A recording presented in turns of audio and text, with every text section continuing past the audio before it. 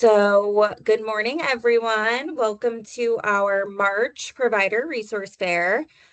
Today, we will be highlighting two resources. We have K.E.Y.S Academy and then the ABLE program through National Disability Institute. So, we're going to start with Janice from K.E.Y.S Academy. Feel free to take it away, share your screen if needed. Good morning, everyone. Buenos dias. My name is Janice Nieves. I'm from K.E.Y.S Academy Recovery High School. Very grateful to be part of this call and this training. K.E.Y.S Academy, it's located at Brookdale Community College. We're part of Matawan Aberdeen School District. So 9 years ago, we had the great blessing of opening up the second recovery high school in Monmouth County. Our school serves students in Monmouth County, Ocean County, and Middlesex County.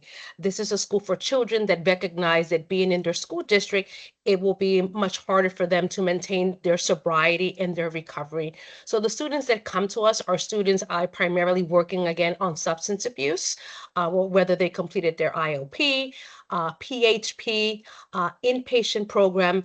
And again, they recognize that going back to their school district, it will be much harder to maintain that sobriety.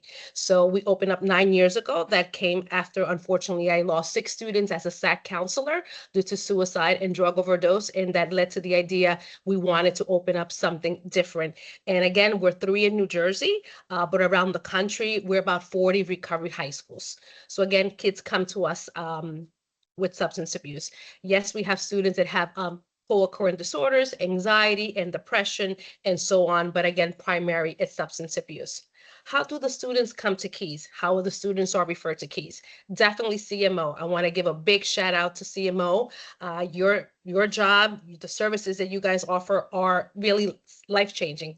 SACs and CMOs are our #1 referrals, student assistant counselors. So if you have a student and you have referred them to outpatient services and so on, and again, they may have probably violated their school policy in terms of substances with vaping and so on, this may be a school. This may be an option. So we meet with kids. Every student has 4 teams, definitely their CMO, their clinical team, their school team, their family, and then us. We meet with the student. We go over all their academics to see what they need, whether it's a 504 IEP or a student that need AP courses.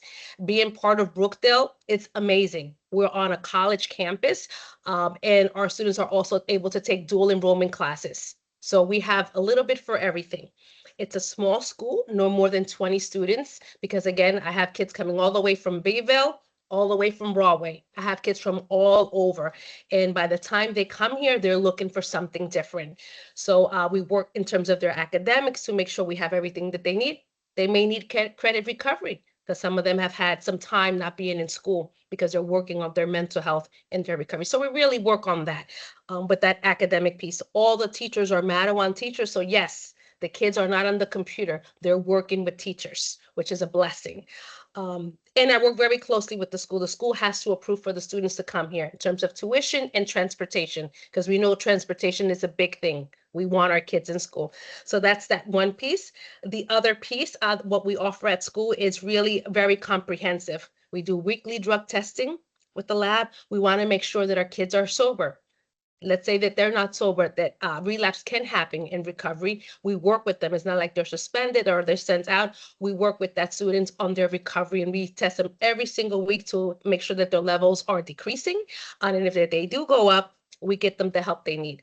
We have a licensed clinical social worker with us. We have a full-time school counselor. Also on Mondays, we have New Hope. New Hope is an inpatient program that comes here every Monday to do a group, because the point is relapse prevention. So God forbid, if we need to refer to inpatient, we already have that partnership. Not only with New Hope, they just happen to be very close by here, but with CPC, you name it, with all the agencies nearby, Monmouth County, Ocean, and Middlesex County. So we have drug testing, we have in-house counseling, NAAA speakers. That's vital to us. We're a school, but we're also people of faith, and we want our community people to be here. So NA speakers and AA speakers are here every other week. Boxing, very important for our kids. We want to be able to release that energy and put it into something good, and kids love that. They absolutely love that. Cooking. Food is mood. That is our theme. We're trying to deal with recovery and mental health, eating well. When we cook, we feel good. And that's the best counseling around the kitchen table. And that's thanks to the Butcher's Block. We have a lot of partnerships with the community.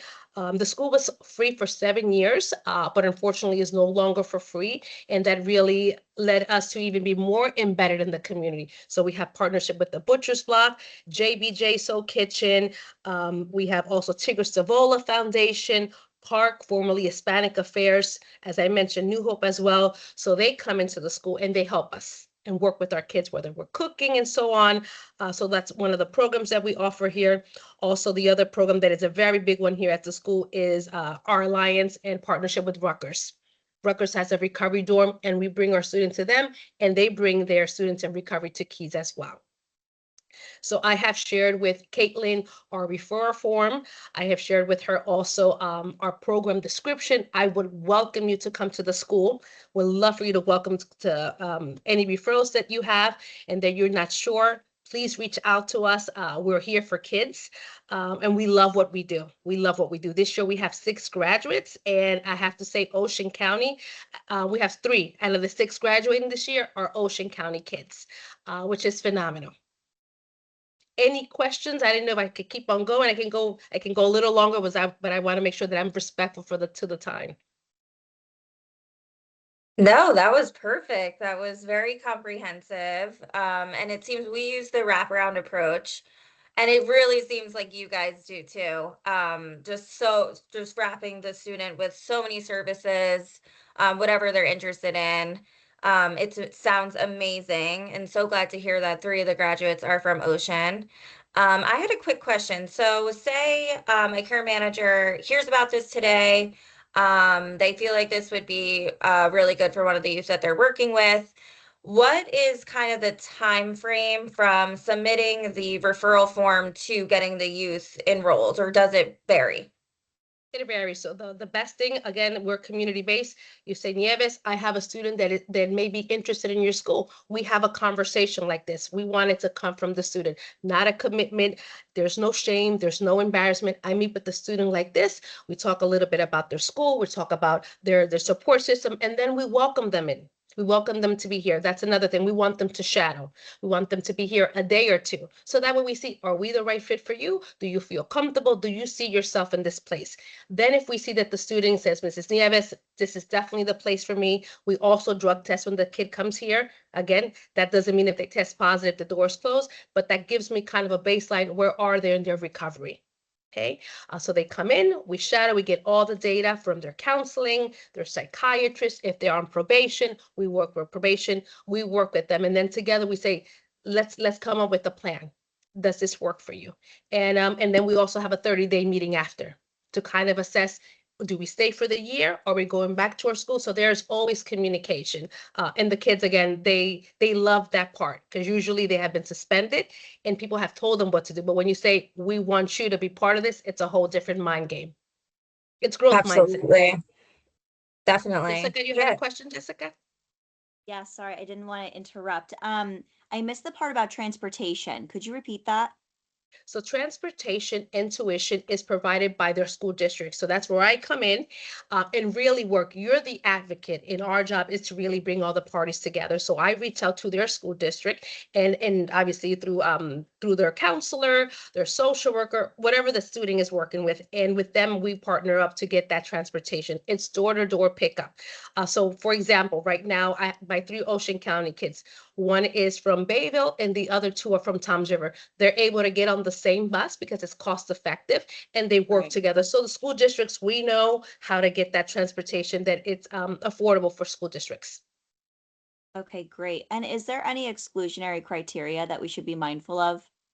Yes, if we have a student that, which we've seen a big increase throughout the years, psychosis, due to induced, psychosis because of marijuana, high levels of THC. We have been seeing a very, very big increase throughout the years, and the student is actively hallucinating. At that time, I tell the student, you may be perfectly for K.E.Y.S, but right now we need your brain to heal because you're currently hearing and seeing things, and we are not able to give you the level of support that you need. But we always want to check in with that kid maybe in 3 months from now because it takes some time to heal your brain and to process that. So that's we don't have what they need. Does that make sense? We have a counselor, we're on a college campus, we do have the sheriff's office if there's a medical emergency that they need or so on. But when it comes to that piece, that's the one area that we want to grow on in the future. Does that make Okay. sense? Yes, so it sounds like that's something that at some point, if they are experiencing psychosis, we could revisit in the future. Correct. Correct. Okay. And the other part is possession. We're very clear with the kids. We love you and you're here for recovery, but you cannot bring anything to the building. We do check book bags, we do check pockets, and we also have vaping detectors in the bathroom. And believe it or not, they love that because them knowing that Mrs. Nieves is going to welcome you with a hug, but we're also going to check your pockets right from the door. They know, you know what, we're here for recovery. And Thank again, you. That not was really perfect. We're not helpful. looking for, yeah, and not perfect. We're not looking for perfect children. We're looking for children that want to get better.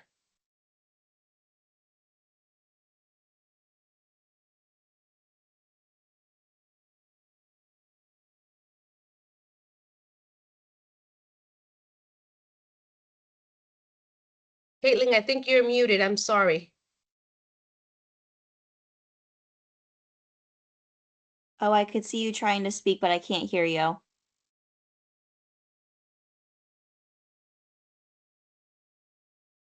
It's probably Teams. Usually is. Caitlin, I do you was want me to having just? issues. Okay. So any other questions? Thank you so much. I always love hearing about the program and how things are going, and I'm happy to see it keeps going because there's always that question, but you figure it out. So Great. Thank you. right. So Thank you. So Lori, up great. Thank next. you very much. Thanks. So I'm Lori from National Disability Institute, the parent organization of ABLE National Resource Center. And Neve, thank you so much for sharing your services. This is great to hear that you're filling that gap for kids and bringing them forward. This is great. So I'm going to share my screen now. I understand too that you have questions, so I want to allow for time to answer your questions as well. So many of answers can be found here at our site, which is www.ablenrc,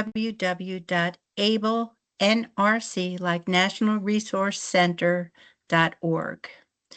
This is about ABLE NRC.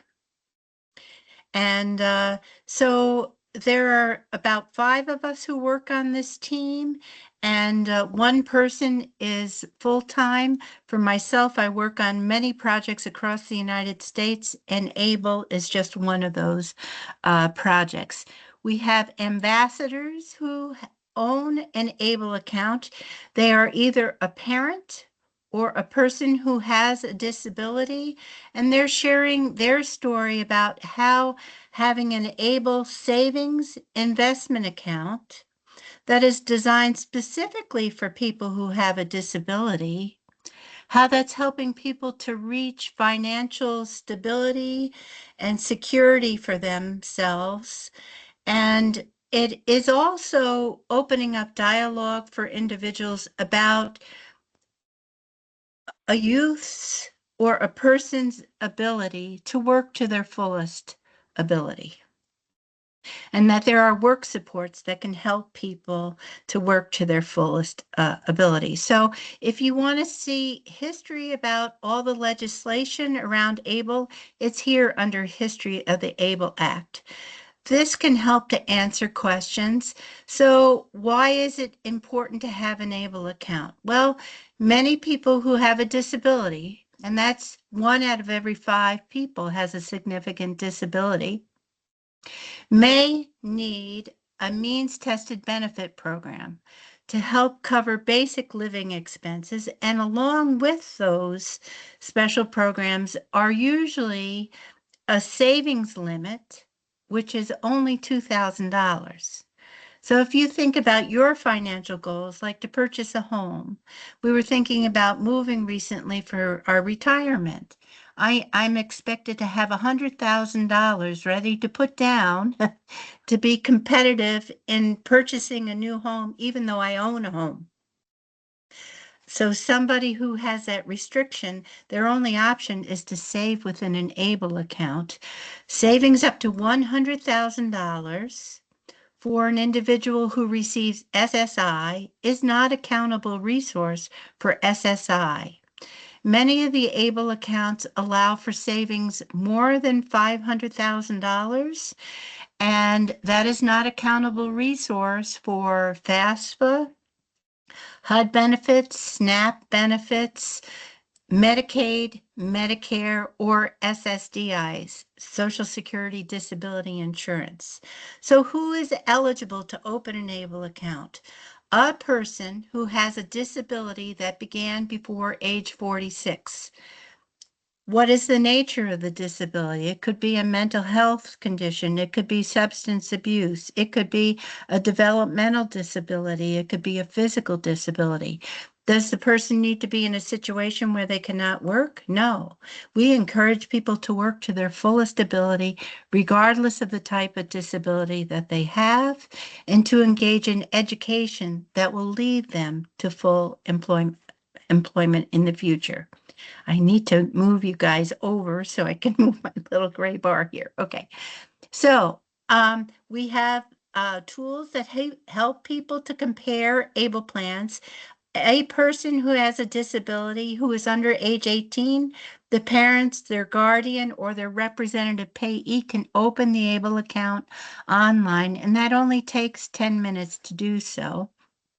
Once that person is age 18, there can be decisions made whether or not that person has the capability to manage their funds saved within that ABLE account. Let's see the next question. What information is needed to open an ABLE account? So for example, you can go here to this link and the ABLE plan will ask for the person's name. An ABLE account is always opened in the name of the person who has a disability. If an organizational representative payee is going to open an ABLE account, you would want to call that ABLE plan and ask what information they will need about you and management so that if, let's say you, the social worker or representative payee, leave the organization, that someone can still help to manage the funds saved in that ABLE account. So we need the person's name, date of birth, mailing address, and all of this information is verified as that person is trying to open the ABLE account. So there's data exchange with Social Security Administration and the IRS that put into place all the ABLE legislation and CMS, Medicaid and Medicare as well. If a person does not have a permanent address, they should call the ABLE plan, explain that, and we know that, for example, many schools or centers for independent living can offer a semi-permanent address so a person can still open an ABLE account. And this helps to prevent that individual from becoming homeless in many cases. So let me go back to where we were before. These ABLE accounts, how do you spend money from the ABLE account? The ABLE account offers sometimes one or more debit cards or check writing ability, or ACH payments can be made, let's say, for regularly occurring expenses like rent or maybe a budget balance billing plan for utilities. And so what are the expenses that an ABLE plan can help to pay for? That can be transportation, education, any out-of-pocket expenses, but we encourage people to first seek grants or other sources of funding that can cover those types of expenses. It can go to pay for purchasing a home, maintaining a home, property taxes. It can pay for rent for an individual. So the categories are left very broad, so that depending upon that particular individual's needs, that can help them for what expenses they experience. So here's federal guidance about ABLE accounts. So people can see, for example, that the Social Security Administration is aware of ABLE accounts, and the fact that for a person who receives SSI benefits, typically at age 18, up to $100,000 is not counted towards the resource limit for SSI application, and keeping that SSI payment going from month to month. CMS said that any amount of ABLE savings investment funds are not a countable resource. Same thing for food stamps. Food stamps. U.S. Department of Education for that free application for federal student aid. On that listing of excluded resources is any amount saved in an ABLE account. Here's HUD's formal statement regarding ABLE savings. This is the IRS. This is where the final regulations for ABLE accounts is posted. And this document here is like 100 pages long. So if you want to read to more depth, you can find that information. Okay, let me go back. How to open an ABLE account. So I understand that everyone here today is from New Jersey, but you may have family members, right, who live in other states. So a person could choose an ABLE plan offered in New Jersey, or they could choose one that's offered all the way over in California that still allows anyone who has a disability that began before age 46 to open one ABLE account. But let's take a look here. So if the person wants to call New Jersey ABLE, here's the telephone number to do so. Clicking on this link takes a person right to the ABLE plan in New Jersey. So there's a lot of competition, right, from one ABLE plan to another. Some people accidentally open plans. They're not even sure what state ABLE plan they opened. But this way, it helps to ensure that the person is opening the plan that they choose to open. It only takes 10 minutes to open an ABLE plan online. And all the information and paying of qualified disability expenses or requesting a debit card, maybe one for the representative payee and one for the ABLE account owner, maybe with a different amount of money that can be accessed in that ABLE account, can be made by contacting the ABLE plan here. So for New Jersey ABLE, they allow up to $305,000 to be saved in the ABLE account. New Jersey ABLE accepts out-of-state residents. The annual contribution limit this calendar year is $20,000 from all sources. So that could be from the ABLE account owner, family, and friends. Money deposited directly into that ABLE account is not countable income for that individual. The employer who pays that individual, that is still countable employment earnings, even though the funds may be directly deposited into ABLE. So ABLE doesn't reduce countable income, but it does reduce countable resources. Many youth who have a disability continue to receive child support after age 18. So if a court order is irrevocable and child support payments are to be deposited directly into an ABLE account, that is not countable income for that ABLE account owner. A trust can deposit money directly into an ABLE account. So trust is limited what funds that trust can pay for, what a trust can purchase. And a person who has a trust account or a pool trust has to ask permission from that trust to be able to spend monies, and it's often very much restricted. So having an ABLE account, now we're finding that people are more open to providing financial education to people who have a disability, and we encourage that dialogue to begin at birth. And this is a way to help a person move forward towards financial goals that really people before an ABLE account, they couldn't consider having a financial goal when they were only limited to having less than $2,000 saved anywhere, right? And there is no state income tax deduction for contributions made to an ABLE account in New Jersey. It is, however, FDIC insured, and it offers investment options, 8 investment options, and they are conservative, and they go up to aggressive.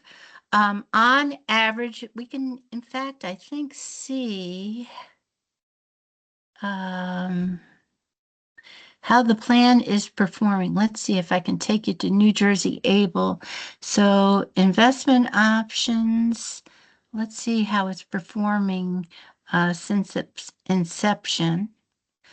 Here are the types of investment options, and they're blended, right? So that they're diverse to give less risk. And look, they even offer a money market account. Interest earned within an ABLE account is not countable income for that ABLE account owner. So here we go. So oh, look, since inception, the aggressive option has earned 10% interest, moderately aggressive 8.8, growth option 7.64, moderate 6.37. So this offers an opportunity for an ABLE account owner to invest their funds and earn more income. And many people, right, they're using this account maybe for short-term financial goals that may be the next 3 to 6 months, maybe a longer-term goal, 1 to 5 years, or for retirement investment as well. So we offer resources to help people learn about developing a circle of support. So that might be a person's social worker, family members who want to help make financial decisions and provide financial education, and celebrating financial independence for people. Hopefully, after a period of time, more and more ABLE account owners, for example, will not need a representative payee because they've learned the skill set to save regularly and manage their funds. And I wanted to share more resources with you. So we have here resources, resource library, and I'll take you down to the Youth Transition Toolkit. So you might find this information very helpful. It's for someone who is age 14 all the way up to age 24 or perhaps older. And it provides information again about what is an ABLE account, how can an ABLE account help a student or young adult who is eligible, how to open, what is the savings limit. There's information specifically for youth service providers. There's information specifically for parents, family members, and caregivers.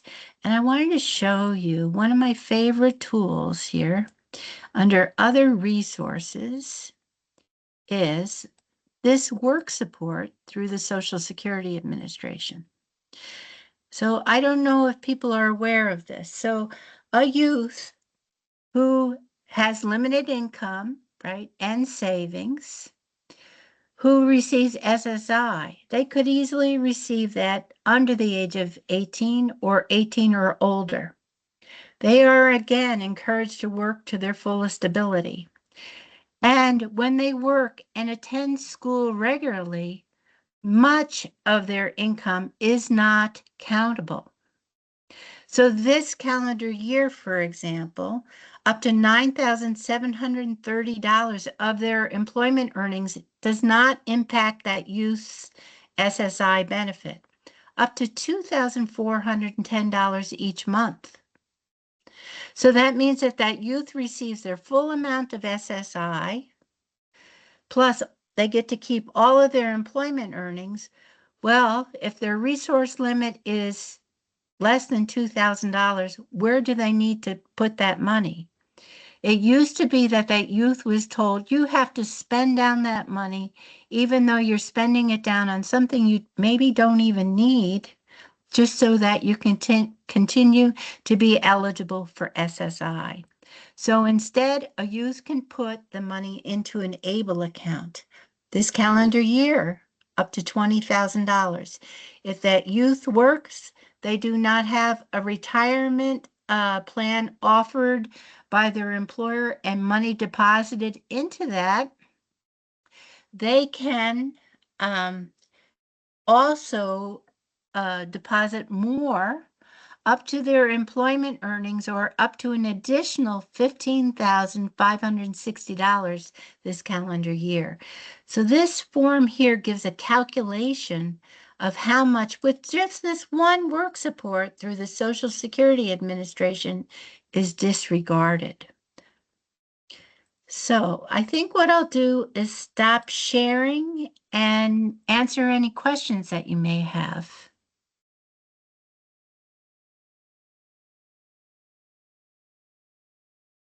Can you hear me? Yes. Yes, okay. So thank you so much, Lori. Sorry about my technical issues. I just had a quick question. So if an individual, maybe their parents or another family member wanted to deposit money, maybe for a birthday or something, are they able to do that into the ABLE account?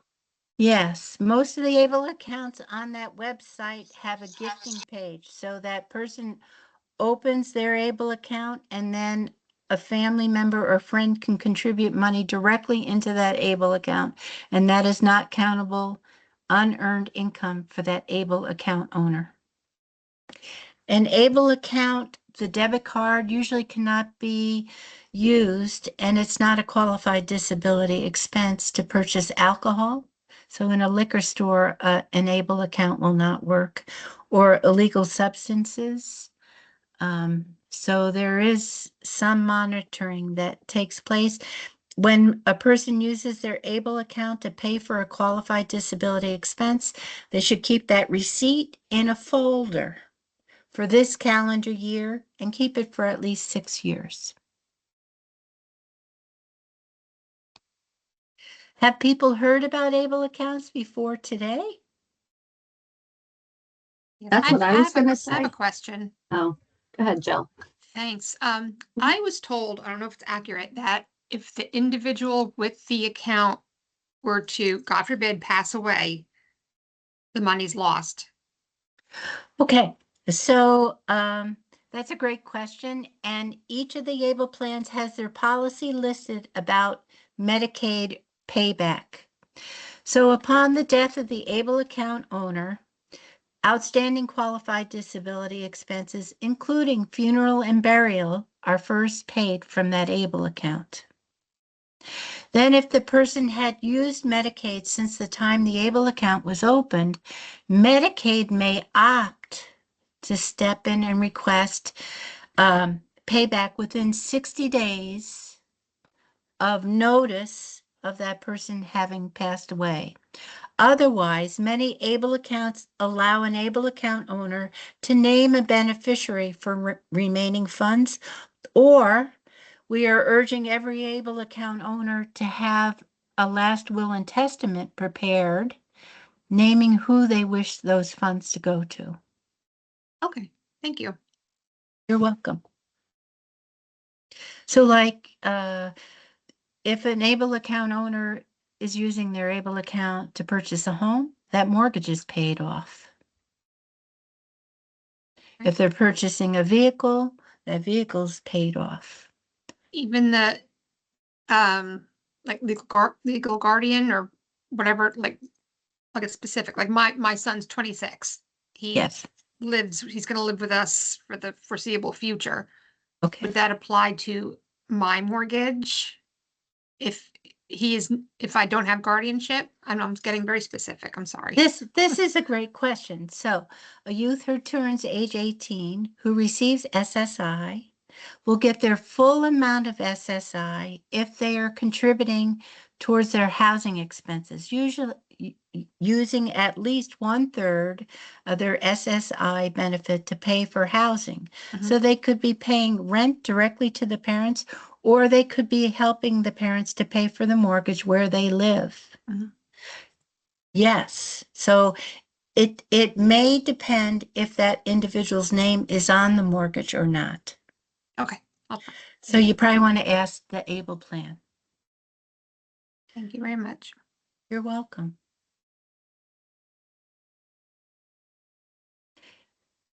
Any other questions for Lori with ABLE? I don't have any questions, but I think this is like the best kept secret. I was Yeah. not, I had heard about it. I think we heard about it like 6 months to a year ago. Okay. Maybe in the I don't know, like Jill with her son being involved, and maybe our care managers that work with the kids with disabilities may know, but this is Possibly. new. It's one of those things, in a perfect world, you never need to learn about it. I'm like, I'm about to tell my mom she's probably eligible for Yep. this. Might be a little late now, but So an Yeah. ABLE account can be opened at any age. So like in New York City, we had a wave of social workers emailing us, can we still open an ABLE account? The person has a developmental disability. They are now residing wherever, and the family wants them to have extra care that Medicaid will not pay for. Yes, the family could contribute monies directly into the ABLE account so that the person had extra care where they chose to live, either in their community or even in a nursing home in some cases. So I've shared a flyer with Caitlin. I suggest that the flyer go out to every family, even if you think there's no disability here, because in families, right, one out of every 5 people has a significant disability. And it may be unrecognized, but maybe the condition is beginning now. And with the age of expansion, it used to be that a person need to have the disability begin before age 26. Now it's before age 46. So many people maybe who don't have that psychiatric diagnosis until later are ABLE eligible, and many more veterans too are ABLE eligible. And as people open up these Trump accounts, the Trump funds are accountable resource for SSI. So the family needs to limit the savings there, and in other accounts that individual who receives SSI has access to. At age 17, the funds can be rolled into an ABLE account, and that does not count towards that $20,000 ABLE contribution limit. Every other source, like someone who had saved money in a college savings account and now they want to roll some funds into ABLE, that is subject to that $20,000 contribution limit from all combined sources. And when you have more questions, right? We all have questions like after today's presentation, you can ask us and you can contact us. You can sign up for the electronic newsletter. It only goes out once a quarter, so it's not going to flood your inbox, but it provides updated information. For example, a person maybe who was in an auto accident who now has access to a structured settlement payment, if that is irrevocably court ordered to be directly deposited into an ABLE account, that again is not countable income for that individual, and that might help that individual to become eligible for either SSI and or for Medicaid, or a Medicare savings program like in the future. And on our site, we also have information about employment for people who have a disability, linking them to all the resources that are available in the community. Oh, and I forgot, I wanted to mention, so you've only recently heard about this. I used to provide other services in the state of New Jersey. So I was meeting many people who thought they could go to their local bank to open an ABLE account. And the banker said, oh, yes, we have ABLE accounts. They opened up a trust for that individual, which is not an ABLE account. So an ABLE account for the most part is opened and managed online. Great to know. A ton of information, a ton of resources. I put in the chat the contact information for the NJ ABLE. And I'll include that along with the toolkit and the other links that you sent me once I send out the recording. So Okay. thank you so much. Thank you. Thank you to both of our providers, both of our presenters. We thank you for your time. And if we have any questions, we'll definitely follow up and we'll send all of this information to our care management staff. Thank you for the opportunity to share. Thank you, Caitlin. Thank you. Bye-bye, Have a everyone. great day. Thank you Have a so good much. day. Have a great day. Thank you. Thank you.